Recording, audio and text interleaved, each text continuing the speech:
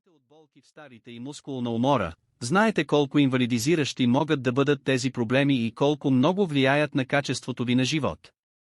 Но знаехте ли, че има ефективен крем за лечение както на болки в старите, така и на мускулна умора? Много хора с ставни и мускулни болки опитват различни решения, като медикаменти, физиотерапия и други лечения.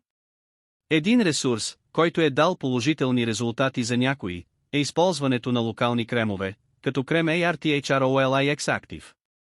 Приложен директно върху засегнатата област, той не само облегчава болките в старите, но и помага за премахване на мускулната умора, предлагайки пълно и локализирано облегчение. ARTHROLIX Active революционизира грижата за болките в старите и мускулите.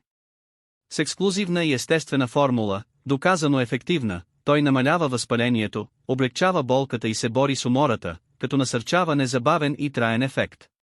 Аз самият страдах от болки в старите, подуване и скованост, както и мускулна умора, преди няколко години. Тези симптоми затрудняваха дори най-простите задачи като ходене или изкачване на стълби, което се отразяваше на мобилността ми и дори на психичното ми здраве. Всичко това се промени, след като започнах да използвам ARTHROLIX Active.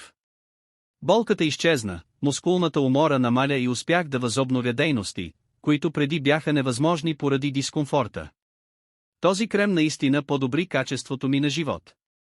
Ако търсите продукт, който третира както болки в старите, така и мускулна умора, препоръчвам да опитате ARTHROLIX Active.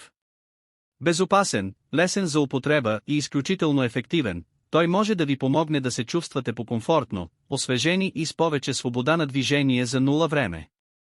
Надявам се, че видеото ми е било полезно и че ще ви помогне да обмислите този крем като опция за лечение на болки в старите и мускулите. Ако сте използвали този или друг продукт за облегчаване на тези проблеми, споделете опита си в коментарите. А ако искате да научите повече за крема, който използвах, кликнете върху връзката към официалния уебсайт в описанието.